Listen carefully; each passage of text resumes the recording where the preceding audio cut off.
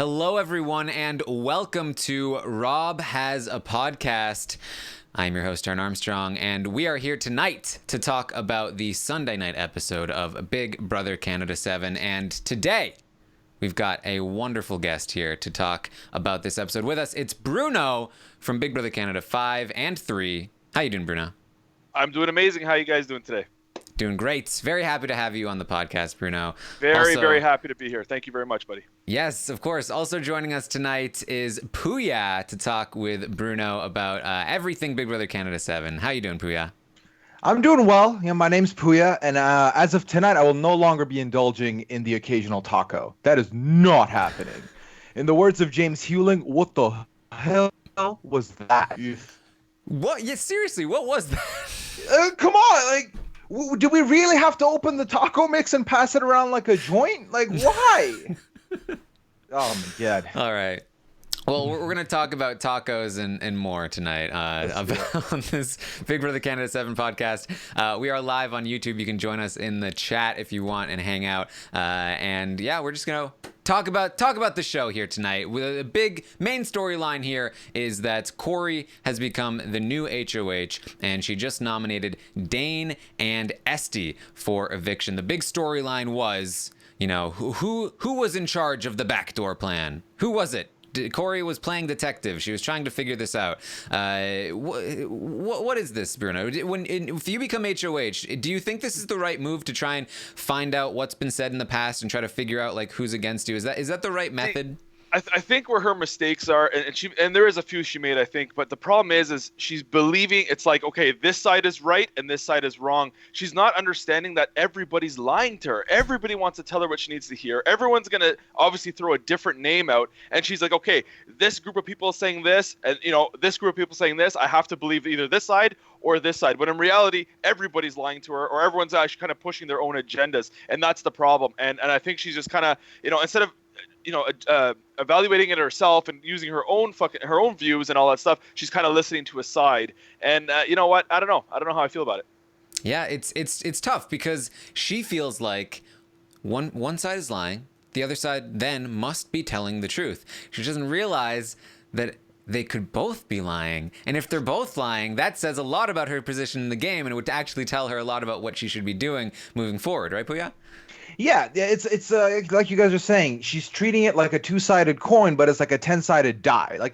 There's so many other people here that could be selling her the same bill of goods, but she's not seeing it. And I don't know if it's like her trying to be optimistic, her trying to see that, okay, there's some stuff that I can work with here. There are some people here that, have my best interests at heart. And if I pick one side, that's other side will be good with me. I'm picking the side that's coming after me. Not really opening her mind to the idea that, hey, what if it was a lot of people and I was just the common one to go and I was an easy person to mention? I came in week 2. I don't have these loyalties, et cetera, et cetera. It's like trying to look at the optimisms. Yes. Yeah, and that's the thing too is she came in the game late, so she kind of has a little bit of a disadvantage there with the bonds. People already had bonds. Some people could say it's an advantage because she had 2 weeks of safety or whatever it is. But she is kind of always will be kind of like the outcast of the season where she came in late, and the bonds. And that's the thing is the week 1 bonds are huge. Those are the ones where you kind of get to know each other and you form your little cliques. And to kind of come in, everyone will always see her as the outsider. So it's kind of right off the bat. And I don't like that twist, but I don't want to get too much into it. I guess I'm sure you guys have talked about it enough, but it's one of those twists I don't like because it puts someone in a bad spot right away. And and the thing is, she's not really, in my eye, contributing a lot to the show, to the game. So that kind of voting her in, it's kind of that character. I don't think it's progressing as much as it could have. It's kind of just she came in and kind of just blended in kind of thing. Yeah, and I think that what happens, we have talked about this a little bit, but I think what happens is when somebody comes in late like that is that there's already a power structure in the house. And so in order to fit in and be safe, you want to try and get in with the power structure, with the social structure. And for Corey, that meant, hey, Anthony is befriending me. Anthony has a lot of friends. He has a lot of influence. And we saw it tonight in the episode where Dane was like, hey, I'm good with the big man. So you're good with me too. And so, obviously she is going to gravitate towards somebody that can help protect her in the game, who has those social connections that she wasn't able to make because she wasn't there at first. And it does leave her, I think, a lot more susceptible to Anthony's manipulation that we saw in this episode. And really, this is the coming out episode, I think, for Anthony. We've been talking a while about how he's been doing a lot behind the scenes, hasn't really registered in the episodes yet, but I think finally we're starting to see him here on the episode. Bruno, what did you think of Anthony this tonight? Oh, he put in a lot of work. I mean, it finally shows what he's doing. He's got a good social game. You can see how he's connected throughout the house. And I've said this from day one. This guy is a huge guy. I don't know how tall he is, something like 6'4", 6'5", whatever it is. And he's like 200 and whatever pounds. He's a big boy. For a guy that big, to not be on anybody's radar and to be friends with everybody, that's really hard to do. I promise you guys, going in that house, just being a big structure like that, it's, people will be like, this guy has to go just because how big he is. That has nothing to do with anything else. Just because he's so big, you always see where he is. You'll always notice him. He can't just blend in. He's a big boy. So someone like that, he's so set up so well. So good strategic player. He sees the game. I like how he reads the game and he sees the game. And honestly, I'd say he is one of the better players of the season for sure. And I think he needs to get a little bit more credit than he is. He's doing a really good job. And I think this episode it's a good start to show what this guy can do, because he's been pretty absent throughout the season, pretty much, on the show. Yeah. I tweeted out today that I was like, I can't wait for, years from now, people are going to be like, oh yeah, Anthony, he's a great example of people who slept until the jury, then started playing, because that's what it looks like on the show. And so not. Lots of people years from now are only going to watch the show, and that's what they're going to see from Anthony, and that's how they're going to feel like Anthony has played the game. Is very far from the truth, Booyah. Yeah, no, and it really helps him given the structure he's within, right? Given the pretty boys, that you've got Adam here, who, he's like Bruno's mentioning, he's like this big jacked guy, but Adam's out here winning all these things, and he's the name you think of when you're thinking of the physical comp threat, right? It's Adam. Then on the other side of the coin, you've got Dane, who was seeming like he had all these social connections, looks like he knows what he's doing. He's pulled people in. He's also won a bunch of competitions. So when you factor in these two things and the fact that Anthony's won nothing so far, it's very easy for them just to forget, because these other names are on their lips first, where it really shouldn't be the case. But the fact that he's been able to pick up on social cues, figure out what he's doing, map things out, the way he went out of his way to sit these people down and be like, hey, listen, so this is what Corey's trying to do now, trying to find who's the person. This is our story. We are sticking to the story. We saw it tonight. It paid dividends. It will be paying dividends. It's amazing. A great game. It's a great move, and that's the way to play. That's a social game. That's a strategic game, and that's the way to do it. He sat his people down and said, "This is what we're going to tell the HOH." And I'm going to tell you something too. This is something you learn when you're in when people say the house wants this person out. All it is a majority of people going to the HOH saying, hey, when the HOH says, who's your target? If you get 6 or 7 people or 4 people to say these 2 names, the HOH thinks that's the house wants that decision, when really it's your alliance. So if 4 or 5 people go up to the HOH and say, hey, this is what we got to do, it puts that seed into the HOH saying, oh, the house wants this, so I don't get any blood on my hands. It's what the house wants. But in reality, it's what a certain percentage, an alliance, a group working together, that's who they want out. So by him saying, this is our story, this is what we got to say, we're sticking to it, it's the right seed, or as he said in the episode, he wants to plant the tree. I liked when he said that. But that's the way to do it. You just get the same names, or you get the same story, you say the same story to the HOH, and it becomes more believable as more people are saying it, for sure. It's more believable if 4 people say it rather than 1. So I think he's doing a good job. I think he's doing a really good job, and he deserves some credit for sure. Yeah. Meanwhile, you have Sam up in the HOH trying to protect Adam, saying, no, it was only Dane. Only Dane. Dane was the only one. And then Kira's up there saying it was Dane and Adam. It was them together. And, Adam's in there, saying, no, what are you talking? It's not Dane. So I don't know who it is. What are you talking about? So their stories are completely not straight. All they know is that they're denying, and they did not coordinate. And we saw this was not on the episode, but we saw it on the feeds, that there was a huge coordination between Anthony, Dane, and Esty, and Damien, and Mark. They all got together and made sure their stories were straight, and they were running around making sure that happened, and it really it came together in a way that that worked to give Anthony the control that he needed over Corey for the week. However, we still get the Dane and Esty nominations at the end of the episode. Obviously, this comes probably down to the decision that Adam made at the end of the HOH competition to make a deal with Corey to say, hey, I'm safe, Sam's safe, promise, we're good. Now, this is always a risky move to me, Bruno, because in the history of Big Brother Canada and Big Brother US, people, the graves are littered with bodies of people who thought they could trust the person they gave the HOH to. Going back to season 1 when Jillian betrayed Topaz. So, this is a risky move. I know you have done this move and it's paid off for you. So how do you feel about this overall? Okay, so the only way to pull this move off, if it's someone that's coming after you, you can't pull this move. They're easily going to say, if it's someone that's coming after you, or they know you're coming after them, or whatever, it'll never work. They can easily just say, hey, yeah, I told you I was going to put you up, but I know you were trying to get me out, or whatever. You got to pull this move with someone that you're neutral with, or as long as you know that you're not in their crosshairs. If you're not in their crosshairs, who cares if they win? Let them take someone out for you, and you're there another week. I've done that move many, many, many times. If I was ever near the end or halfway through, and you got to evaluate who's left in the competition with you. And it's like, you know what? If I feel okay with any single one of these people winning, and that's where a social game comes in. A good social game will set you up for these competitions to kind of throw it. So if you look down the line and you say, hey, I'm okay if this person, that person, and this person win. I don't need to win. I can drop, and that's the best part is you get to play in the next week's HOH. So you're really just prolonging your game, and then you're set up for the next week in case you have to win. But the fact that he wasn't really solid with Corey, and Sam's not really solid with Corey, I don't know about that, man. I don't know how. I don't know why they made. I mean, I guess it was the right move. He was going to drop anyway, so it was kind of like a last ditch effort. Because I don't think he could have lasted much longer. Competitions like that are usually aren't made for men, especially muscular men. I'll tell you right now, those competitions don't last more than 20, 30, 40 minutes. I don't know how long it lasted, but to hold yourself up like that for 30, 40 minutes, forget about it. Not going to happen. It's made for the smaller or female characters. That's just the way it is. The men's bodies are just, they're heavier. So I don't know. The deal, I mean, I get it. He wasn't going to win anyway. It was kind of like a last-ditch effort. But, hey, it happens, and people turn on their words all the time. It's Big Brother. That's literally what it is. It's Big Brother. It's part of the game. It sucks, but it's part of the game. Yeah, I believe they said they estimated that the competition lasted about 15 minutes. I think it ended in the episode somewhere in the 20-minute mark.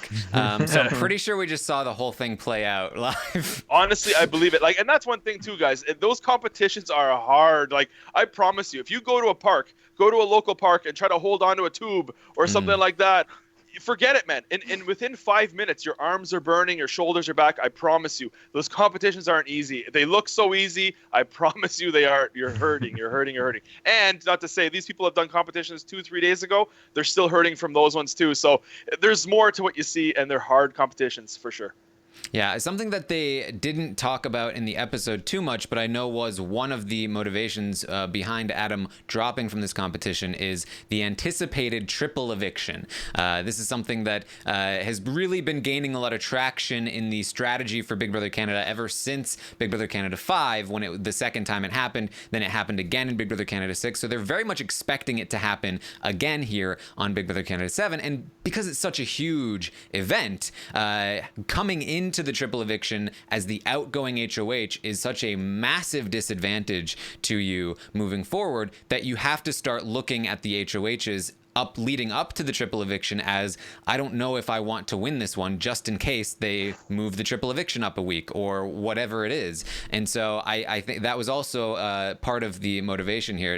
You have experienced the first two triple evictions, or you at least were on the season. Yeah. So how do you feel about this sort of triple eviction and how it's influencing the strategy? Well, I'll tell you, I don't know if there is going to be a triple, but I don't think so. Just with the numbers of players left in the house, I don't think there's enough, unless they do a buyback, which I don't think they'll do.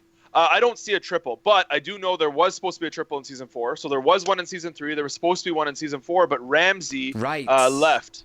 right? He left yeah. because of his dad. So because of that, it kind of screwed up the numbers, and I believe that's why they took out the triple. And then season 5 it came back, and again for season 6. So it is part of the show, but because there isn't enough cast members this year, I don't see them doing a triple. But you never know. And again, that's the part I don't like about these kind of big twists, is that these players anticipate a twist, so they're playing towards that twist that might never happen, and it really screws up their games. I hate that. That's why it's like, I like to, and I get it. I understand it's a business, and people love to see this stuff, but to see that organic gameplay, to see these, you'll never see these great players anymore because there's so many twists that come in the way, come and go, stop certain players in their tracks. People now start playing for twists instead of for their game. They're not in the moment. They're playing for something that might never happen 2-3 weeks down the road. It changes the game completely. And like you say, if Adam drops trying to get into this, trying to prepare for this triple that may never happen, it's kind of screwing his game today. And I don't like that stuff. To be honest with you, I'm not a fan of that stuff. Not at all.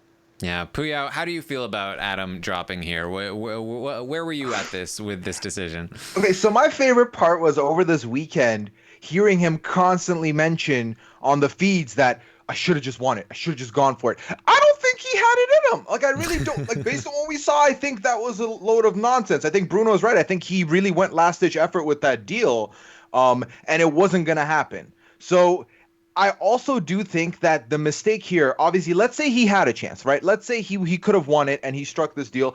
I think the mistake is, if you were involved in even a little bit of whisperings about the person who's about to win, don't drop, because this is exactly the kind of thing people are going to use to, quote unquote, sewer your game. And this is kind of what we're going to be seeing happen now throughout this weekend, where this is coming up and his name is surfacing and Sam's name is surfacing and Dane's name is surfacing. So this is not a good position to be in, and to play for something like the triple. It's like, what's the point of playing for that if you might not even make it there? Right. So it's kind of a thing. And I do agree. I think within both inside and outside the house now, the triple is something we've talked about. The amount of weeks we came on last year, Taryn, to talk about this triple and people speculating about the triple, like, it was insanity. So I do hope what you said today happened. I do hope that we don't get one this week, because the numbers really don't make sense. Hopefully we don't get it. It kind of ends up starting a reset and people start trying to forget about it or play without thinking about it, because it is better for both the game and both for us. Because with all the anticipation that happens, the wins kind of get taken out of those sales anyways. Honestly, I'd be down if they just had like Arissa announce to them, hey guys, no triple this season. Oh, yes. That would be so great. They'd stop. The U.S. has done that before. They've announced, hey, no more buybacks. Nobody's coming back into the game. It helps free people up to play more aggressively because they don't have to worry about another hammer coming down on their heads. Yeah. So if it's true that we're not getting a triple, I hope that we, I hope that they're not going to tell. They're not going to tell. So the other end of the other side of the coin here with the deal being made from with Adam and Corey is Corey accepting this deal and then thinking about going back on it. Sam was in the short list for nominations. I think we can assume probably still a consideration if a veto is used. And so this is what we've really seen. The famous moments. James Hewling bouncing checks multiple times in his seasons. Jillian making what should have been a losing mistake with Topaz. So really, it feels like the decision to break your deal, having won an HOH and making a deal with somebody, the only person to have done it and still win is Dan Giesling. Yeah. He's an outlier. Is this an okay thing to do? Because it's okay to lie in the house, but this is like such in front of everyone. You promise. There seems like there's something that's more. It's more sacred if you make a deal in the competition, right, Bruno? Am I wrong here? I do see two sides of it. I definitely, especially at the time of jury, is the problem, because if you lie to someone and you send them to jury and you do make the final two, that's one vote that you're behind. You're already down 0-1, just like that. So you got to be careful when it starts getting a jury, for sure. Another thing too, I think if you go back on your word in these kind of weeks, but you make enough friends in the process on the other side, it kind of counterbalances and can help you get ahead in the game. If you turn your back on, say, Sam and Adam, but you gain, say, Dane and Esty and whoever on, I'm just using names as an example, on your side, it kind of counterbalances and it works, because now you only have to worry about, say, Adam, because you took out Sam or whatever, rather than worrying about 3 or 4 other people on their side. So it is tricky. I think that it is kind of a thing where if you do promise someone safety, you're kind of supposed to, okay, it's safe. You're supposed to keep your word. I did this with Dylan in season 5 where I said, Dylan, keep me and Kevin safe.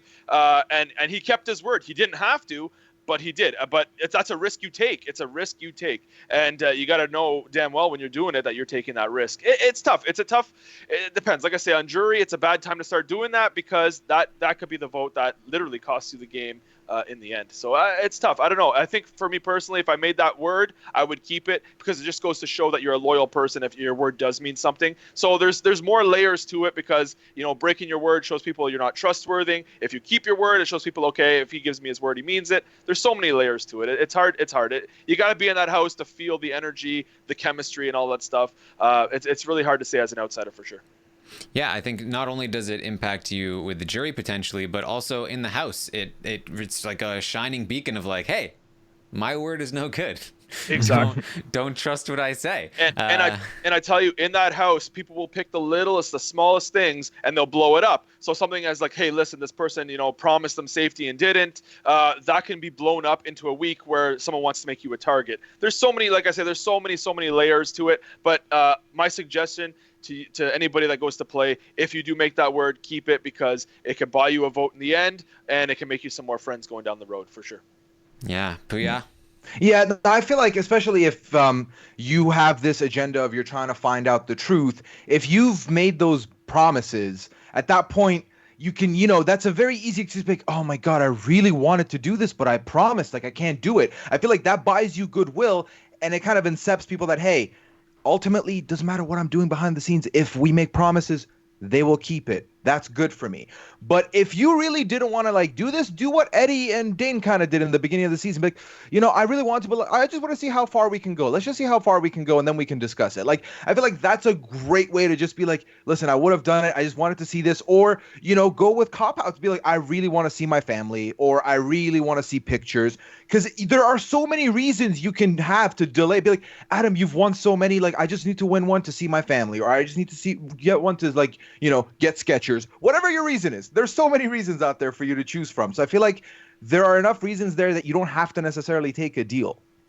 See, right. And I'm glad you brought. I like the one where Dane and Eddie said, "Listen, let's play it out. We're good. Yeah. Let's play it out." I like that, and I think that's kind of the best case scenario. I like that a lot when they said that. That was. I like that move for sure. Yes, Puya, you mentioned the Skechers. I need a Skechers review from you. How the Corey's pink Skechers, good or bad? Okay. More stylish than the ones Dane had, right? More stylish than just her average Joe Brown ones. So that's one point. And she can do burpees in them. So I guess that's really good too. I didn't know you could do burpees in Skechers. Who would have thought they'd be for athletic folk? There you go. Yeah. We also saw Dimitri's as the Wendy's counter guy. How do you think Dimitri did here, Bruno? Oh, great. I think he did a really good job. I think he is someone that should definitely be in the window. He's a competitive beast, just an absolute monster. I think he can give good advice. I haven't seen I guess they do like a clip after where they talk to them, I guess, give him a little advice. I think he knows enough about the game to give advice for sure. He was a good player. No, I think Dimitri was a good pick. I think it was good to see him on the TV for sure. Are you interested in being a Wendy's counter person? Well, I didn't get contacted, so you won't see me. So no, I won't be in the window. Well, that's a shame. That's a shame. Yeah. It is what it is. But no, I'd be happy to do it. But no, they didn't reach out, so no, I didn't get it. All right. Well, maybe it's a good thing because apparently it smells like tacos in that house. Although who knows for how long? Priya, what is this? Like, of all the segments, we had like so many segments. They could have done the one from the feeds where everyone's trying to, like, Kira's impersonating Anthony. That would have been fun. Maybe we'll see that later in the week, so that's cool. But why did this new theory have to be put out there that the armpits of women smell like tacos? And then why did we have to see the taco mix get passed around? Like, it just.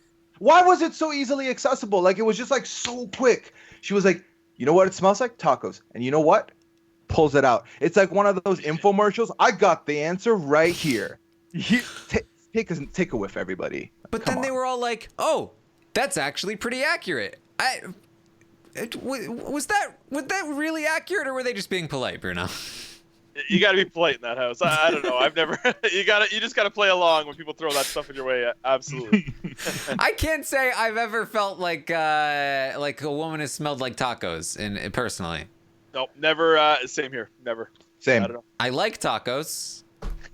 But here's something too, and this is one thing I actually want to bring up is even the last episode where it was the blood veto. They had so much filler in this show, and I feel this season has a ton of it. Like this taco segment. For me, I mean, hey, people watch for different reasons. For me, I don't care. I mean, I did learn something new, I guess, today, but I didn't really care for it.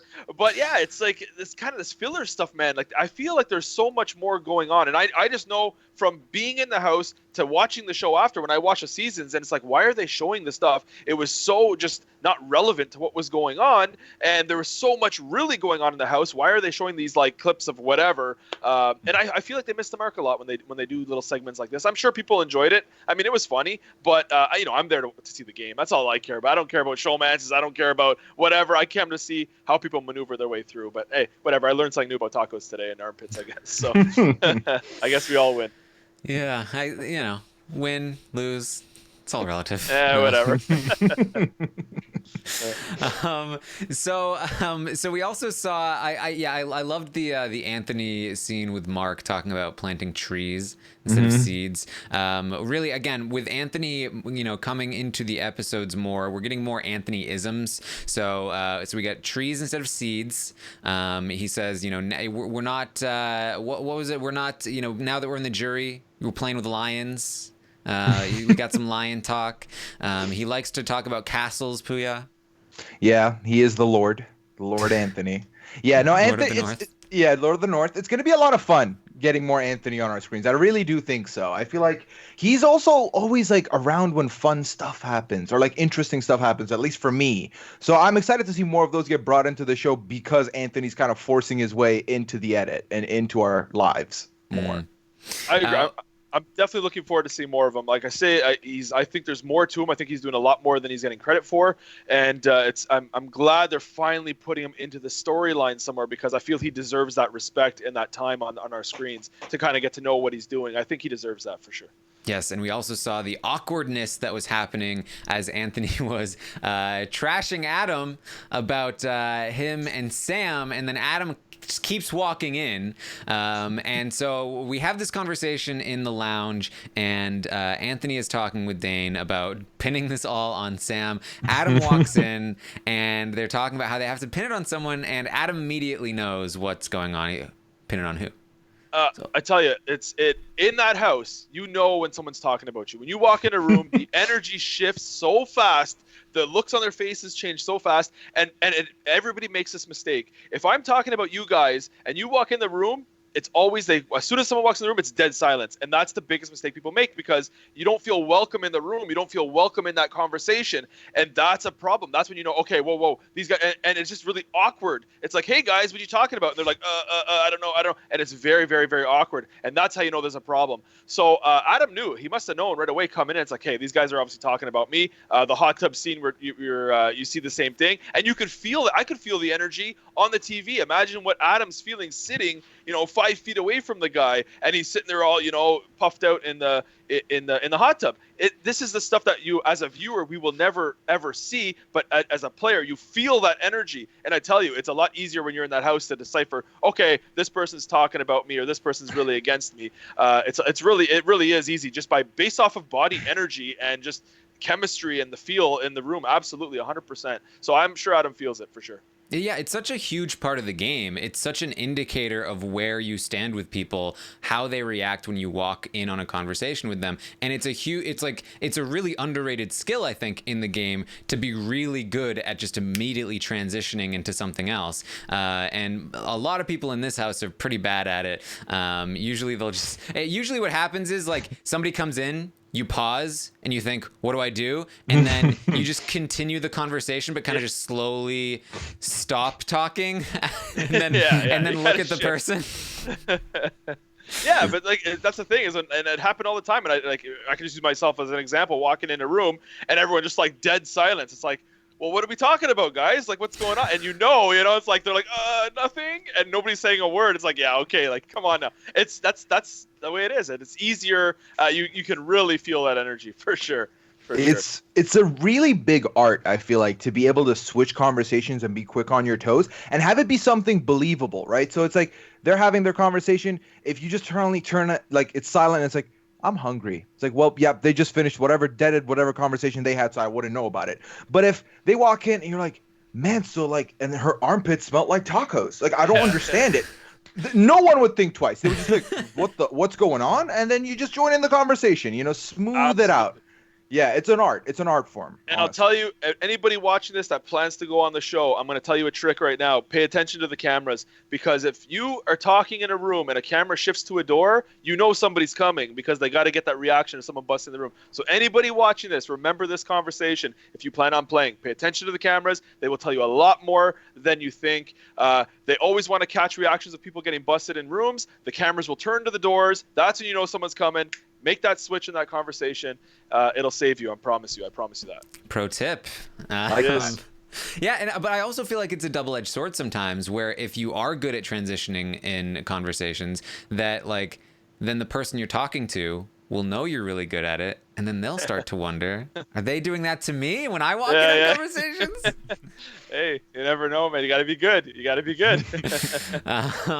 So we see Adam come in into the lounge. He finds out, I don't know, Kira, put it on Kira, maybe Sam, and he just storms out. Adam, not happy, happens to also be shirtless. It's the perfect mad look, and so he ends up punching the boxes.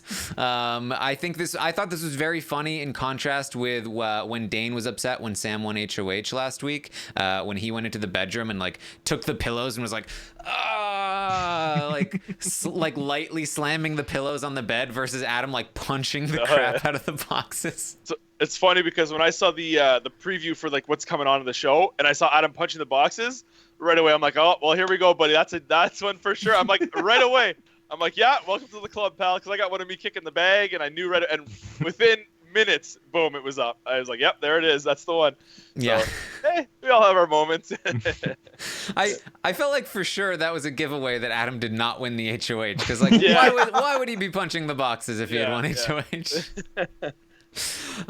So that's pretty much, I think, what we saw in the episode. Not a ton, despite the fact that Anthony and Dane, I think would have liked for there to be more in this episode, but there wasn't, so we're not going to talk about it. So really what we've got here, Bruno, I want to hear from you about the season as a whole. What your thoughts have been so far? How have you been enjoying it? What do you think? Okay, so for me, it is pretty hit and miss. I mean, the problem is that one alliance is running the game and the show, and I think what it's doing is it's not really giving them any opposition. I think that's the main problem. But you got to look at the positives. It's a solid alliance. These guys are dominating the game. We haven't seen an alliance do this. I don't think ever in Big Brother Canada history, an alliance to kind of do this. But at the same time, you got to look at their competition. Who they're against. They're kind of picking them off one by one. They don't have much competition. As a whole, the season, I see pros, I see cons. I find all the twists have been flops. Every single one. There's not one that I've enjoyed. From the voting to the blood veto to the vote in to you name it, whatever it is. Not a fan of any of them. I don't like them. The characters, a lot of them are hit and miss. I find it's the show of Dane, Adam, and Sam. And everyone kind of is, background to that as of now anyway. I don't know. There's things I like. There's things I definitely don't like. I think everyone's kind of waiting for the pretty boys to kind of cannibalize themselves, and it's a shame that we have to wait 5-6 weeks to get to the game. That's the part I don't like. I like to see game from day one. Let's go 2 opposing sides or even 3 opposing sides, and to see how kind of people maneuver and work their way to the end. But I mean, hey, I give credit where it's due. As non-entertaining as it is, the Pretty Boys have been a dominant force. I mean, you have the same people winning every week, and they're doing their work. For instance, even Corey wins this week, and you have Anthony making the shots. They're controlling the game, and that's the part of it. And boring or not, they're doing what they have to do to get to the end. I see the cracks already, and I think it's just literally within days to a week that things are going to start popping off. But as a whole, it's okay. It's not one of my favorite seasons, but it's all right. It's kind of whatever. Yeah, what do you think makes the Pretty Boys so successful this season? As you mentioned, probably the most successful alliance in Big Brother Canada history. We saw a lot of alliances attempt to do a lot of what the Pretty Boys are doing. I mean, Quattro season 1, First 5 season 2, Chop Shop season 3. Like it really, a lot of people have attempted this, but for one reason or another, it hasn't worked. So what's the difference here? You know what? I think they just, and it's just, I think it just worked out where it's the 4 guys, they had the same kind of mindset and the same, like, hey, we actually have something good here. And that's half the battle is when you see your alliance, like I can use season 5 as an example. We had 6 people that, hey, this alliance is amazing. If we could actually work together, we can run the show. But there's cracks and blah, blah, blah. And that's how it goes. These 4 guys are sticking together for the most part. I mean, obviously there's little cracks and stuff here and there, but for the most part, and they're doing what they got to do. The problem is they have the power every single week, so they haven't had any opposite. Well, they've had their targets out every single week, so they haven't been in danger. There haven't been 2 of them sitting on the block come eviction night. So you haven't had to see them kind of turn on each other yet. So they're not at that point. They don't have to turn on each other because they haven't been in that position yet. So I think that's what's kind of keeping them close together for now anyway. But the second they're going to have to start turning on each other, where 2 of them are sitting on the block eviction night, that's when you're going to see where the loyalties lie. And that's where you're going to see the divide, I feel. And hey, it's coming. It's coming. It's too bad that it's been, what would it be, week 5 or 6, whatever the hell it is. But it's coming. But anyway, I think they just have that bond. I think they just have that bond, and it's working. So why break it if it's working? You know what I mean? Yeah, and we're seeing a lot of tension now between Adam and Anthony and Dane, and this stuff with Sam and them trying to target Sam. We could see a split happen soon. Adam seems very upset here, Puya. Yeah, no, it's definitely brewing, and this is the type of thing that we've been waiting for. There's been a lot of seasons in the last 5-6 years where we end up in a position like this where it's like, okay, if they had any opposition, this is great. Back and forth, that's what we love. We love 2 sides just going at it, switching blows, This is not great. But there are a couple pieces here that are key. So obviously one of the important things to note here is that Adam makes this deal including Sam. This clearly pisses Dane off because Dane has an entire diary room talking about it. Like, this guy wants it not to be Saddam. He wants it to be Daddam. He's wanted this from the beginning, and that's not been the case. So the fact that this is happening, obviously, they want this 4 to make the distance. They recognize that they've done it this far. I think the one person that's really been talking a lot about trying to do something is Mark. But Mark's kind of been a non-entity in these challenges to try and get something going. So it's just going to be a matter of, why is Adam getting so pissed? If Adam's trying to hide Sam and keep Sam, he's doing a poor job at it because he's getting so pissed at his buddies for doing this. That's not great. And then on the other side of the coin, you got Dane who's getting mad at Adam because clearly Adam cares about Sam enough to make deals. So this is kind of where it could implode, and we could see them going back and forth. I guess the question would end up being, should Sam leave? Would Adam be smart enough to realize, I need to reset? I need to just join back with my buddies. I've still got my bros. We can still sail away. Or is he going to try and do some kind of coalition thing, which if it's Adam, I don't know how confident I feel about that. Whereas if it was Dane on the outs, I could feel a little more confident. If it was Anthony on the outs, I feel more confident. I don't know how much Adam has in social savvy to be able to build a coalition against his remaining Pretty Boys at that stage. And I'm glad you say that, because that's half the battle. When someone's on their way out and it's a done deal and it's set in stone, let it go. Let it go. Don't try to fight it, because you're going to ruin your game. And I always say this, that the game continues after your best friend walks out the door. So don't ruin it because, to try to give them either a vote or to try to protect them when there's nothing that you can do. When your hands are tied, don't push it. There's a game to play after. And I'll use a perfect example, Netta going out on a double. It's like, why don't you vote to keep Netta? Well, hey, she's out. I know it. No point saving her. No point giving a pity vote. It doesn't happen. there's a game to play. You don't want to piss off the other person on the block. So I think, like you say, if Adam could just, if it's Sam's time to come and go, he's just got to accept it. Sorry, see you later. I got a game to play. I'm going to go back. I'm going to be tight with my boys. That's who I have, because other than them, he has nobody. He has Sam, and he has this pretty boy thing, but he has no connection with anybody else. And he has no choice but to go back with him. If he can't do that, he's screwed. So yeah, you got to wait, get your revenge later.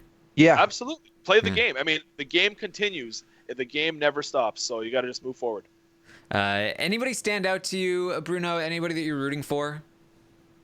Unpopular opinion. I like Adam, man. He reminds me of Zach Olenek, and I love the guy. And I just get the Zach Olenek vibes from him. I think he's good, and I think if and when Sam goes, I hope it resets his mind and says, "Whoa, now I'm in here. I got to play." I like him. I like Anthony. I think he's doing well.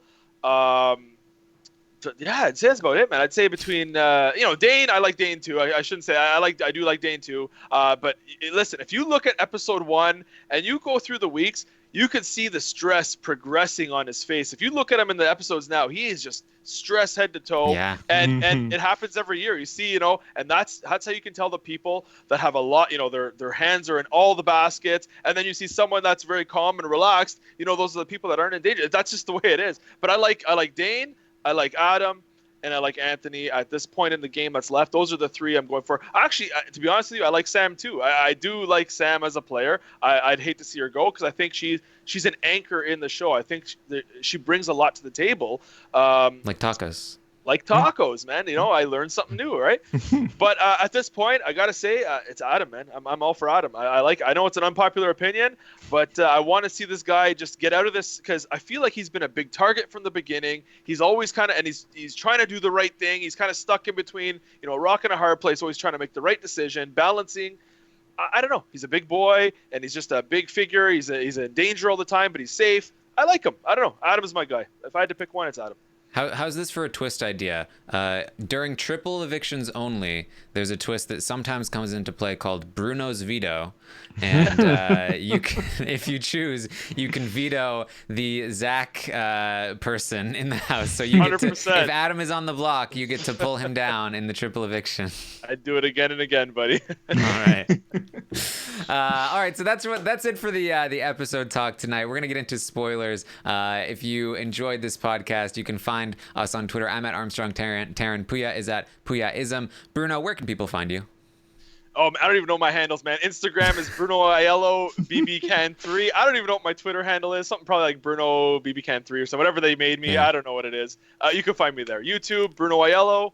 That's where it's at now. So BBCan3 Bruno. That's the one. There it is. That's what I always say. Just it's so much easier to just like Google or search than to like type in the exact weird name. Right? I don't even know what it is, man, to be honest with you. Like if you just put Bruno in there and you're like a Big Brother person, I'm pretty sure Bruno will be the first result. So, but yeah, Bruno has also been doing YouTube video podcasts. You were talking with Karen a few times. I saw you talked to Eddie about the season. Yep. So definitely recommend people go and check out Bruno's YouTube. I appreciate it. Thank you very much. Appreciate it. All right. So we will be back tomorrow night. We'll have the round table. We're going to update the stock watch, talk about this week on the feeds. It's going to be very fun. Make sure you tune in tomorrow night, 9 p.m. Eastern. Tomorrow morning, of course, I will be live to update you on everything happening today on the Big Brother Canada 7 live feeds. That's 11 a.m. Eastern. And then Thursday night, we will be back to recap this week's eviction episode of Big Brother Canada 7. So, without any further ado, let's get into the spoilers. Spoilers. This is your leave. Go if you don't want a spoiler. All right. So now that we're talking about spoilers, oh my God, this was really a difficult episode to talk about without the spoilers, because they did not even hint that there was a backdoor plan. There's a backdoor plan. Dane and Esty were not ever supposed to be in danger. Corey was completely snowed by Anthony and is definitely going after Sam. Sam is in a lot of trouble if Dane or really anybody wins the power veto. And guess what, Puya? What? Dane won the power veto. What? Of course he did. There you go. Yep. Yes. And now Sam is in a big pot of hot water. Yes. So it's Sam and Esty on the block. Not quite yet. We've got the ceremony is going to happen tomorrow, and as of right now, that is what is going to happen. Theoretically, Sam has a chance to turn this around. She's kind of caught on to the fact that she's in some trouble here, and we saw a little bit of drama start to happen right before the episode began, but it doesn't seem like anything has been successful in trying to reverse this decision. If anything, Corey seems even more dedicated to it after some of the conversations she had tonight, Puya. Yeah, and it's important to note it's no longer a backdoor because Sam had her chance to win the veto and didn't. So it's not looking good. I mean, obviously we've alluded to this both on the episode and on this podcast about how their plan, the Saddam plan, was to deny. But then there were moments like when she mentions the one-on-ones. You know, there's like little cracks of information where it's like, oh, you're going off script now. You're giving a little bit more, and now they don't know what to believe. And Anthony obviously plays a huge part in this because aside from Saddam kind of fumbling their own abilities, Anthony's gone overtime to fully sell this idea that they had a plan, they had something to do with it, that they were behind this.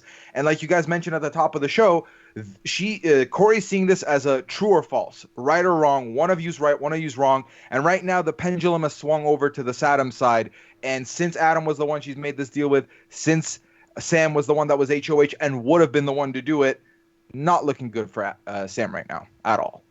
Yeah, and this, I don't know, the editing felt like it was a very strange choice to me because usually when there's a backdoor plan in play, the HOH comes in the final diary room session and says, hey, things might not be as they seem, or something along those lines. But this one, it felt like the whole episode was structured as Anthony manipulating Corey to go against Sam, and Sam trying to fight for her life to make Corey go against Dane. And then it seems like, looks like Anthony's side is winning. She said, how can I expose Sam? She's feeding me BS. But then the nominations come in and it's Dane and Esty. I just felt very confused. I mean, I knew what happened, so maybe the viewers who don't know what's going on were able to understand something. I don't know what message they got here, Bruno. Yeah, see, and that's a thing about the show, and you know, we talked about this before, where you play the game, I come back and watch the show, and it's like, why are they showing this? This isn't what happened. This isn't what really was going on in the house. This is not even close to what's really happening. But you know, here's the thing too, is the people that put this show together, their editors and stuff like that, they don't necessarily understand the game or how things work. It could be something as simple as they're in the TV industry and they're trying to put a story together and a show. Something like a backdoor plan is something that I feel the viewers would love to see. This is something that it's like, finally they're giving us something. Let's use it. There's a big plan in play. Let's show it. But again, you know, I feel like sometimes they miss the mark, and they do it every single season. And I know that firsthand for sure. Yeah. There was like little clues in the episode now that I think about it, right? So like if I'm watching this without the feeds or without knowledge of what's going on, there was them talking about Sam. That's one. We ended the show with a diary room of Dane talking about that this veto is his. So that's a clue of like, hey, maybe Dane gets the veto. Maybe that's the narrative they're setting up. But what I can guarantee you, Taryn, that's going to be set up is if Sam goes on the block, all of Thursday's episode is going to be the heartbreaking end of Saddam. They're sad. They're cuddled up. They're kissing. Will you remember me? Don't forget me. Win this for us. That's the episode. So everyone, I helped you out. We now know what's going on Thursday, at least, even if we didn't know what's going on tonight. Sweet. So, now I can go Thursday night. That's good. Yeah. Big dramatic moment. All right, Adam. One last sniff. Yeah. Yeah. Yep. That's happening. Yeah. So yeah, that's really what's going on. Is this was in play the whole time. Sam, Adam, and Kira were kept in the dark. Anthony has been spending a lot of time sort of winning Kira over. Told Kira this morning, or at least gave them some hints that Sam might be in trouble. Kira did run that to Sam. Sam approached Corey about it, and now it is kind of out there. They're realizing that they're in a lot of trouble. Kira suggested at one point, hey, what if I try to make myself a target? I'll go up on the blog. No one's going to vote me out. Not going to work, but valiant effort, I guess. Oh, man. Yeah. My favorite thing now is, speaking of Adam, My favorite Adam thing that I noticed today, and maybe this is just me, maybe this is how I view him. When he's really mad and he's talking a little nasally, I'm getting this like newfie Sean Connery. Like, pay attention to when he uses the word. It's like, it's bullshit. And I just love that. That was my favorite thing about today, was seeing a clip of him go full newfie Sean Connery. So everyone look out for that one. It's fun. Check it out. Adam also, when he's flustered, just kind of talks way too much, and so he's talking to Kira and the Have-Not, and like, I thought we were good because like last week I was talking with Corey and with Anthony, and it was like us four were getting together. It was like we were good, and Kira's like, you four? Yeah. I'm glad you Excluding say me? that, because I noticed that about him. He says exactly what he's feeling, or exactly what he's thinking, or exactly what he did to everybody. He always does that. He just spills it all out. Like, hey, like, this is what it is, guys. And he does it all the time. I catch that all the time. Poor guy. I love him though, man. I tell you, he's my guy. He's my guy. I don't know why. Zach Olenek, man, he's got that spell on me. It's a good comparison. I think it's pretty accurate. Like, if Zach knew the game better, I think coming in, and if he had, I guess, worse allies, better allies, more devious allies. Bruno, I have a question for you. Just on looks. Does Mark remind you of JP in any way? Because I still can't shake that look. He kind of looks like a mix of Alec Beal and JP to me. Man, see, I would have said Zach Rance. That's who I got that. I don't know why. I got Zach Rance. I don't know if it was the personality or the face. That's what I got from him, man. I don't know. As soon as I saw him, like, that's Zach Rance. I don't know why. JP, all right, cool. Yeah. I think from a certain angle, like maybe from behind to the side a little bit, you can I gotta see the put some JP. pictures. I gotta put some pictures side by side. I gotta check that out. JP, the beauty. How do you feel about Mark, by the way? Who he's in this alliance, but doesn't seem to have many connections outside of it. He's talked in the diary room about how he's ready to make a move on them. He's ready to stab them in the back and propel himself forward. But I don't really know what his path looks like from there. Yeah, but at the same time, seems very safe. Seems like in a pretty decent spot. My Mark, to me, is the kind of guy that he's going to talk the talk. He's always going to say, I should have, I will, I'm going to, just wait, I'm going to do it, wait. And then he's out the door, nothing happens. I think there's nothing, like, he's not going to bring much. I think in his mind, he wants to tell everyone what he wants to do. I don't think he's going to do anything. I mean, he can't win anything. He has no social ties in the house. If it wasn't for the pretty boys, he'd be on an island by himself. He just doesn't connect with people. He's kind of awkward in the wrong way. I don't know, man. I think he's all talk. To be honest with you, I don't see him doing much. To me, he's the quintessential, I'm going to win the double eviction HOH and hype everyone up and then take Kira out. Like, that's what's going to happen. That's his narrative, honestly. Like, he's like, I'm going to do it. It's happening. It's going down. He wins. We're all like, oh my God, it's going to happen. He's going to put up Adam. He's going to put up Anthony. It's going to go wild. And then it's like, I nominate Kira and I nominate Damien. And then Damien stays and Kira goes. That's really how I see it happening with him. Yeah, that's probably a very good, very good comparison. Yeah, I don't see him doing much.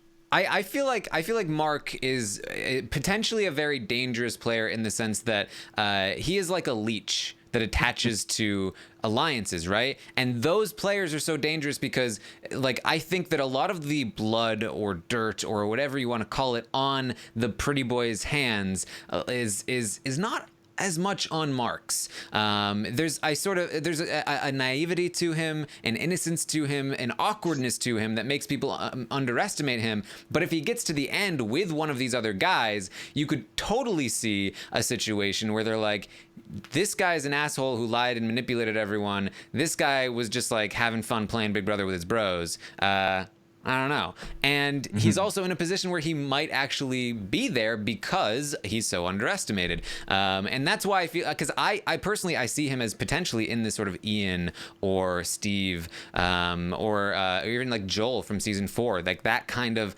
archetype where, he just kind of floats along until all of a sudden, like, watch out. You got to watch out for these guys. Yeah, I agree where he's in a very good spot where he's not in danger. Absolutely, I agree with that. Do I think he's going to do anything? I don't think he's going to do anything. They could probably bring him to the end, and probably he doesn't have that social connection with anybody to want to give him the money. Getting to the end is one thing. It's getting people to give you the money is another thing. And any alliance, you don't want to be at the top. If you're at the top, you're in trouble. You want to be somewhere in the middle. You don't want to be at the bottom, because if you're at the bottom, the guys at the top will sell you out. And you're right. I think he's kind of in a good spot in his alliance where, you know what, he's not really in danger if they target them. Will they sell him out? Maybe they see him as a weak player to carry. Who knows? But I don't know. I just don't see him. I actually, at the beginning of the season, with all the press on him and the way he was talking, he's going to do this and that and this, I was like, okay, this guy, he's here to play. And, you know, it happens every year where those guys, you know, I'm going to do this. This is what I'm going to do. I have this set plan. They get in the house and they do nothing. And to me, nothing against the guy. He hasn't done anything. He's done literally nothing for me. Nothing this season. Nothing. Yeah. All right. Well, it does look like we are going to see Sam leave the house this week. Puya, what is Sam's legacy in this game if she leaves this week? Honestly, sad to say it, but I'm gonna. Her legacy is showmance with Adam. After tonight, tacos and armpits, and then someone who I think, okay, to properly eulogize if this truly does end up happening. Someone who we kind of had the wrong read on, or I had the wrong read on coming into the season. I kind of just through like likeness and looks, I was like, oh no, she kind of is giving me Veronica from last year vibes. Veronica kind of like crash and burned real quick. I could see that happening again. She had more to her than I thought. She really did. She's won a comp to her name. That's nice. She's had a good head on her shoulders. Ultimately, obviously, both her and Adam got caught up in some feels, and that did end up being an Achilles heel for her. And given how everything is set up, like, I mean, she made it to the jury, so that's great, right? That's a pretty good.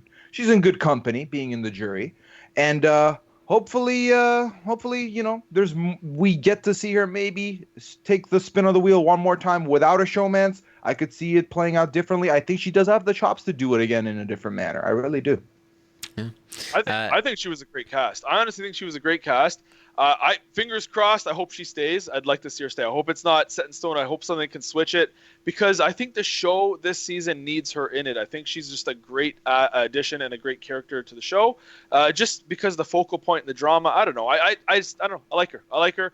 I don't know. Hopefully something happens and she can stay somehow. They can twist something around. Obviously, it probably doesn't look good. But you never know. You never know until they walk out that door. So yeah.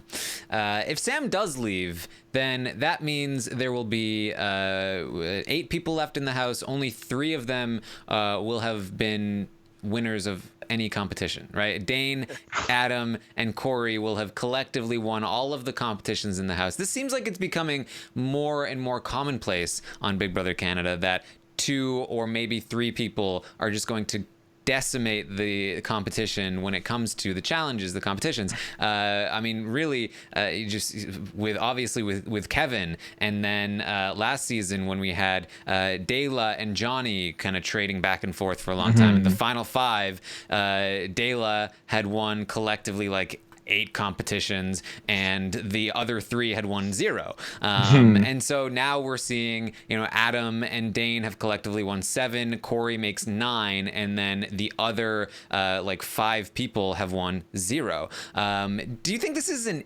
issue with Big Brother Canada? Obviously, the competitions are great, like visually they're cool, they're much more fun to watch than the Big Brother US competitions, but it seems like in Big Brother US it tends to spread out a little more. Is it a problem that it's a little more concentrated here, Bruno? I think a lot of it is, I don't know what it's like this season, who's actually throwing things or not, but I know a lot of seasons people just throw it because if they feel safe, they don't have to compete. So usually you get 3 or 4 people that are actually competing for the HOH, and you have 3 or 4 or 5 people just throwing it because they're safe. And that is kind of a little bit of a problem. I like to see more of a variety, you know, and I think they tried to fix that with not letting the HOH play this season in the vetoes. I think they tried to change that where it's like, okay, you know, if this person wins the HOH and they're just winning the vetoes, it's a boring week, blah, blah, blah. Let's get them out of it. It gives someone else a chance to kind of win, like someone that's on the block or whatever, brings more entertainment. Obviously, it didn't work. It should have, but it didn't work. Yeah, I don't know. I just feel like the people that want to win it every week, a lot of people are just going to be like, hey, as long as I'm safe, take it. And I think that's what it comes down to a lot of the time. Yeah. But again, I don't want to take anything away from them. They're animals, and they are crushing competitions. I don't want to take anything away from them, but a lot of the times people do just throw it away too. But I think there's a mix of both. Yeah, I think it's interesting. You know, I was very curious to see how the twist of the HOH not competing in veto, how that would impact the game. And as you know, as we're about halfway into the season, so far, I'm starting to come to the conclusion. I feel like it is actually a pretty big benefit for the competition beasts of the season for two reasons. One was something that I theorized at the start of this twist, which is that you might initially think, oh, well, the HOH doesn't get to compete for veto. They can't secure their nominations. That's not good for people winning competitions. But I think it's actually helped in the sense that it's saving them from themselves. Meaning they can't win HOH and then immediately veto and really just make it seem even more obvious how good they are at competitions, how much they're dominating the competitions. I think that's good for them. And then also, I think what we're seeing on the feeds here, that Dane has won this veto. We've also seen that Adam has won every veto he's competed in as well. That because the HOH is not competing, it makes it harder to take out the competition beasts, because usually it takes a competition beast to take another one out, because that person has won an HOH and then they're also going to be hard competition in the veto, but they're not competing in the veto anymore. And so not only is there one less person, but there's one less person who just proved themselves by winning an HOH. So your chances, I think, are significantly greater if you're somebody like Dane and you're put on the block of winning that veto and taking yourself down. So I think this is actually a pretty big benefit to the competition beasts that I'm not sure is needed on the version of the show where competitions are easier for the people who are better at competitions to begin with. What do you think of that, Bruno? Yeah, I think you're absolutely right. You nailed it on the head. It's harder to take these players out when, like, you just literally nailed it. Where the one that won the HOH, he's the one who just beat you in the challenge or whatever, and now you don't have to compete against him to save yourself. So it's harder to take out these competition beasts when they're the ones saving themselves every single week. The only way to do it is to put two of them up on the block at once, and you're guaranteed to get one of them out come eviction night. But it's not the case. It's always been whoever it is. But that no, you nailed it. You absolutely nailed it. The way you said it was perfect. Yeah, and I think talking about, like, we're talking about the statistics about how he's won every veto he's been in. I don't know how much statistics are coming into the mind of the players, but volume of wins do, right? So it's like if Adam had won HOH veto 2 weeks in a row, that's 4 comps. But since he could only legitimately win 2, that's like, oh, he won 2. So like that alone, I feel like also has this like effect on the subconscious of like, they haven't won that many, but if you think about it, they've literally won almost everything they were able to play. Like, that's intense. It's impressive for sure. Yeah, it really is. I'll tell you, it's they're doing a good job. And now it's interesting to see if there were the vetoes. I mean, I see, and that's the thing too. It'd be interesting to see if the HOH got to play, because then it shows your true colors too. Like, say if Dane's HOH and Adam's there too, and they have to compete each other. What if they're the last two in the competition, and say Dane's HOH says, "Hey Adam, just throw it to me. Let me win the veto." And Adam says, "No, buddy, sorry, I got to win it." That puts another crack in an alliance too. You gotta, I see, but no, I think it's, I in a way I like the twist. I think for the business, it's good because like I say, it brings more drama. It gives a better chance for someone on the block to save themselves, which puts another replacement nominee up. And I think for the business as a whole, it's better for the show. There you go. I think that's all we really have to talk about here. Relatively straightforward week, although we could be seeing a lot of drama heading our way. Adam has already been freaking out a little bit with the knowledge that Sam might be going up on the block. And they're already talking about, like, SD was kind of blamed for it. Oh, SD told me that it was you, Sam. And they're kind of like, but where did SD get that from? Is this really Dane? And Adam's already kind of torn between, like, now do I need to go sewer Dane in a very frustrating way, it's all of this stuff is happening, so we could be in for some drama for the rest of the week, but for now, we're just waiting for it to come, Puya. Yeah, we're just chilling right now. We're coasting into this veto ceremony.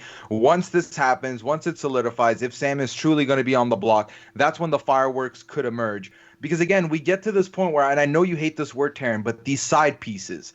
So far, we haven't really had to see anyone's extra person outside of the pretty boys have to be in danger. But Sam's name from the jump has been number 1 on that list. So once this happens, it'll be interesting. Like we mentioned, we see, will Adam blow up? Will he realize, let me just enjoy the time I have with Sam, reset, and now go? Now I don't have to worry about anybody else but myself, and I've got these guys, I've got them fooled. Like, is he going to try and fool them, get revenge later, or is he just going to go in with them? Is he going to try and do a coalition? There's a lot of things that can come out of this week, which will be a lot of fun.